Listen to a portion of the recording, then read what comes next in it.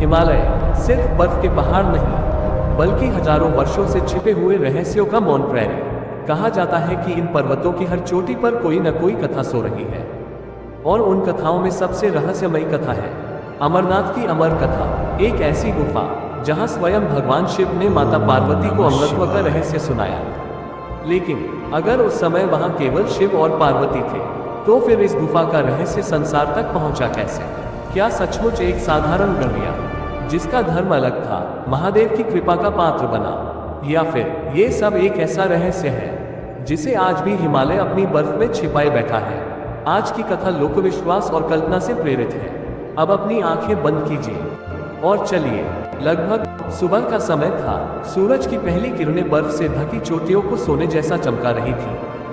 हरी घास पर ओस की बूंदें मोतियों की तरह चमक रही थी। एक दिन कुछ ऐसा हुआ जिसने उसकी पूरी जिंदगी बदल दी। भेड़ों का झुंड हमेशा की तरह चल रहा था। तभी एक सफेद मेमना धीरे धीरे घने कोहरे की ओर बढ़ने लगा। बूटा ने आवाज लगाई, रुक जाओ, लेकिन मेमना जैसे किसी अदृश्य शक्ति के पीछे चल रहा था। कुछ ही क्षणों में वह कोहरे में गायब हो गया। बूटा लाठी उठाकर उसके पीछे दौड़ा। कोहरा इतना घना था कि हाथ को हाथ दिखाई नहीं दे रहा था। अचानक चारों ओर सन्नाटा छा गया। न हवा, न पक्षियों की आवाज, बस अपने दिल की धड़कन। तभी दूर एक हल्की सी नीली रोशनी दिखाई दी। बूटा धीरे धीरे उसकी ओर बढ़ा। जैसे जैसे वह पास पहुंचा, उसे एक विशाल चट्टान दिखाई दी। उस चट्टान पर एक वृद्ध साधु ध्यानमग्न बैठे थे। लंबी जटाएं, सफेद दाढ़ी, बंद आंखें और उनके चारों ओर एक अद्भुत तेज। बूटा कुछ कह पाता उससे पहले ही साधु बोले, जिसे तुम खोज रहे हो वह सुरक्षित है। बूटा कांप उठा। उसने तो अभी तक कुछ कहा ही नहीं था। साधु ने धीरे धीरे अपनी आंखें खोली। उनकी आंखों में ऐसा प्रकाश था मानो हिमालय का पूरा आकाश उनमें समा गया हो। साधु मुस्कुराए। उन्होंने अपनी बगल से एक छोटी सी कपड़े की थैली उठाई और बूटा की ओर बढ़ा दी। बोले, इसे अभी मत खोलना, जब घर पहुंचो तभी देखना, और याद रखना जब पर्वत तुम्हें पुकारे डरना मत। बूटा कुछ पूछ पाता उससे पहले अचानक तेज बर्फीली हवा चली। कोहरा पूरी घाटी में फैल गया और अगले ही पल वहां कोई नहीं था, न साधु, न उनके पद चिन्ह, जैसे वे कभी आए ही नहीं थे। बूटा स्तब्ध खड़ा रह गया। उसने चारों ओर देखा। तभी दूर वही सफेद मेमना शांत भाव से खड़ा था। बूटा उसे लेकर घर लौट आया, लेकिन पूरी रात उसे साधु की आवाज सुनाई देती रही, जब पर्वत तुम्हें पुकारे डरना मत। घर पहुंचकर उसने थैली खोली और उसकी सांसें थम गईं। उसमें कोयले नहीं, बल्कि चमचमाते हुए सोने के सिक्के थे। उसकी माँ की आंखों में आंसू आ गए, लेकिन बूटा की आंखों में खुशी नहीं थी। उसके मन में केवल एक प्रश्न था, वह साधु कौन था? और उसे बिल्कुल भी अंदाजा नहीं था कि अगली सुबह एक ऐसी यात्रा शुरू होने वाली है जो उसे उस गुफा तक ले जाएगी जहां से अमरनाथ की सबसे रहस्यमयी कथा शुरू होती है। लेकिन क्या बूटा सचमुच उस रहस्यमयी गुफा तक पहुंच पाएगा? क्या वह साधु कोई साधारण योगी था या स्वयं महादेव की लीला? रात बीत चुकी थी, लेकिन बूटा मलिक की आंखों में नींद नहीं थी। बार बार उसे वही दिव्य साधु दिखाई दे रहे थे और उनके शब्द, जब पर्वत तुम्हें पुकारे डरना मत, उसके कानों में गूंज रहे थे। सुबह की पहली किरण फूटते ही बूटा अपनी लाठी लेकर घर से निकल पड़ा। उसकी माँ ने उसका हाथ पकड़ लिया। माँ, बेटा आज मत जा, रात भर मुझे अजीब सपना आता रहा। मैंने देखा पूरा पहाड़ नीली रोशनी से चमक रहा था और कोई दिव्य आवाज तुम्हें बुला रही थी। बूटा मुस्कुराया। बूटा, अम्मी, अगर वह साधु सचमुच कोई संत थे तो मुझे डरने की नहीं, उनका धन्यवाद करने की जरूरत है। माँ ने उसके माथे को चूमा और बोली, जाना, लेकिन लौटकर जरूर आना। बूटा फिर उसी घाटी में पहुंचा जहां कल साधु मिले थे, लेकिन आज वहां कुछ भी नहीं था। न साधु, न पद चिन्ह, न वह चट्टान। जैसे कल जो कुछ हुआ वह केवल सपना था। तभी वही सफेद मेमना धीरे धीरे आगे बढ़ने लगा।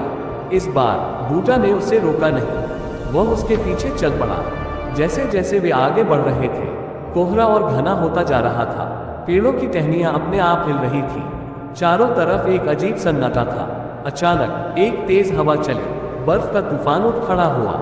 भेड़ें डरकर भाग गईं, लेकिन वह सफेद मेमना बिना डरे आगे बढ़ता रहा। बूटा को ऐसा लग रहा था मानो कोई अदृश्य शक्ति उसे रास्ता दिखा रही हो। कुछ देर बाद वो एक विशाल चट्टान के सामने पहुंचा। उस चट्टान पर एक विचित्र चिन्ह चमक रहा था, जैसे किसी ने आग से उसे बनाया हो। बूटा ने जैसे ही उस चिन्ह को हाथ लगाया, पूरा पहाड़ कांप उठा। भयंकर गर्जना हुई, ऊपर से बर्फ टूटकर गिरने लगी। लेकिन अगले ही क्षण चट्टान धीरे धीरे दो भागों में बढ़ गई और उसके पीछे एक संकरा रास्ता दिखाई दिया, जो पहले वहां था ही नहीं। बूटा की सांसें तेज हो गई। उसने धीरे से कहा, या अल्लाह, ये कैसा चमत्कार है। उसी समय हवा में एक गंभीर आवाज गूंजी, हर रास्ता खुल जाता है। बूटा ने चारों ओर देखा, लेकिन कोई दिखाई नहीं दिया। वह उस रास्ते पर आगे बढ़ने लगा। रास्ता इतना संकरा था कि एक बार में केवल एक आदमी ही चल सकता था। नीचे हजारों फीट गहरी खाई, ऊपर बर्फ से ढकी चट्टानें। अचानक एक विशाल हिम तेंदुआ उसके सामने आ गया। उसकी चमकती आंखें सीधे बूटा को देख रही थी। बूटा के हाथ से लाठी छूट गई, लेकिन हैरानी की बात यह थी कि हिम तेंदुआ धीरे से उसके पास आया और उसके पैरों को सूंघकर शांत भाव से जंगल की ओर चला गया।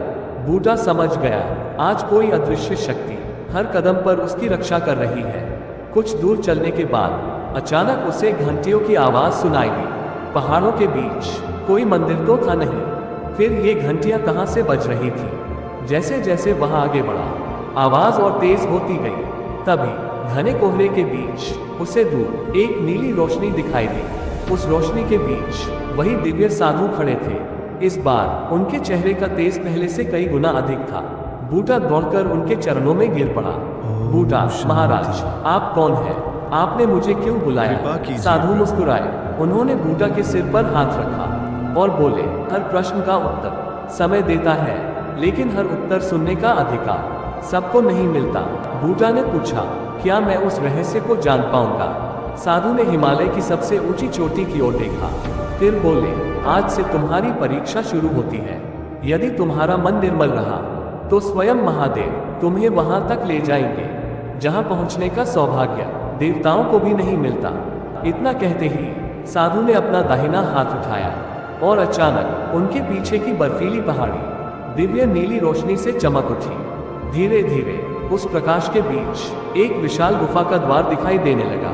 बूटा आश्चर्य से उसे देखता रह गया और तभी साधु की आवाज फिर गूंजी, यहीं से शुरू होती है अमरनाथ की अमर यात्रा। क्या बूटा उस दिव्य गुफा के भीतर प्रवेश कर पाएगा? क्या वह वास्तव में अमर कथा के रहस्य के निकट पहुंच चुका है, या अभी उसकी सबसे कठिन परीक्षा बाकी है? दोस्तों, अगर अमरनाथ की यह रहस्य आपको रोमांचित कर रही है और आप जानना चाहते हैं कि आगे बूटा मलिक के साथ क्या होने वाला है, तो अभी इस वीडियो को लाइक कीजिए, अपने परिवार और दोस्तों के साथ शेयर कीजिए और हमारे चैनल को सब्सक्राइब करके बेल आइकन जरूर दबाइए, क्योंकि आगे आने वाले भाग में खुलने वाला है अमरनाथ का वह रहस्य जिसके बारे में बहुत कम लोग जानते हैं। हर हर महादेव। जैसे ही दिव्य साधु ने अपना हाथ आकाश की ओर उठाया, वैसे ही पूरी हिमालय घाटी सुनहरी और नीली रोशनी से जगमगा उठी। वह विशाल चट्टान जो हजारों वर्षों से बंद थी, धीरे धीरे अपने आप खुलने लगी। ऐसी गर्जना हुई मानो स्वयं पर्वत जाग उठा हो। बूटा मलिक की आंखें विस्मय से फैल गईं। उसने पहले कभी ऐसा दृश्य नहीं देखा था। साधु ने मुस्कुराकर कहा, यह द्वार हर किसी के लिए नहीं खुलता, ये केवल उसी के लिए खुलता है जिसके मन में लालच नहीं, सिर्फ सत्य की खोज हो। बूटा ने सिर झुका दिया। महाराज, मैं केवल ये जानना चाहता हूँ कि आप कौन हैं और यह स्थान क्या है। साधु बोले, समय आने पर सब जान जाओगे, लेकिन पहले तुम्हें अपने भय पर विजय पानी होगी। बूटा ने एक गहरी सांस ली और उस रहस्यमयी गुफा के भीतर पहला कदम रखा। जैसे ही उसका पैर गुफा की धरती पर पड़ा, उसे लगा मानो समय रुक गया हो। बाहर चल रही तेज हवा एकदम शांत हो गई। गुफा के भीतर सिर्फ पानी की बूंदों की आवाज गूंज रही थी। कुछ दूर चलने के बाद गुफा की दीवारों पर चमकती हुई बर्फ दिखाई देने लगी, लेकिन ये साधारण बर्फ नहीं थी। उसके भीतर असंख्य प्रकाश कण चमक रहे थे। ऐसा लग रहा था मानो आकाश के सारे तारे इन बर्फ की दीवारों में उतर आए हैं। अचानक गुफा के भीतर से एक गहरी आवाज सुनाई दी, रुक जाओ। बूटा के कदम वहीं थम गए। उसने इधर उधर देखा, कोई दिखाई नहीं दिया। साधु शांत खड़े थे। उन्होंने कहा, डरो मत, यह इस गुफा का प्राचीन रक्षक है। तभी सामने एक विशाल हिम भालू प्रकट हुआ। उसकी आंखें नीले प्रकाश की तरह चमक रही थी। उसका आकार किसी साधारण भालू से कई गुना बड़ा था। वह धीरे धीरे बूटा की ओर बढ़ने लगा। बूटा के हाथ कांपने लगे, लेकिन साधु ने कहा, भागना मत। डर को जितना खिलाओगे वह उतना ही बड़ा होगा। बूटा ने आंखें बंद की और ईश्वर का स्मरण किया। जब उसने आंखें खोली तो हिम भालू शांत होकर उसके सामने बैठ गया, फिर धीरे धीरे सिर झुकाकर वापस अंधेरे में चला गया। साधु मुस्कुराए। पहली परीक्षा पूरी हुई। बूटा आश्चर्यचकित रह गया। वे दोनों आगे बढ़े। कुछ ही दूर एक विशाल बर्फीली झील दिखाई दी। उसका पानी बिल्कुल स्थिर था। साधु बोले, इस झील में झांको। बूटा ने पानी में देखा, लेकिन उसे अपना चेहरा नहीं दिखाई दिया। उसने देखा अपना बचपन, अपनी माँ, अपनी गरीबी और वे सभी लोग जिनकी उसने कभी मदद की थी। उसकी आंखों से आंसू बहने लगे। साधु बोले, ये सत्य सरोवर है, यह इंसान का चेहरा नहीं, उसका हृदय दिखाता है। अचानक पूरी गुफा नीली रोशनी से भर गई। एक दिव्य प्रकाश दिखाई दिया। उस प्रकाश के चारों ओर 2 सफेद कबूतर चक्कर लगा रहे थे। बूटा ने आश्चर्य से पूछा, ये कबूतर यहाँ कैसे?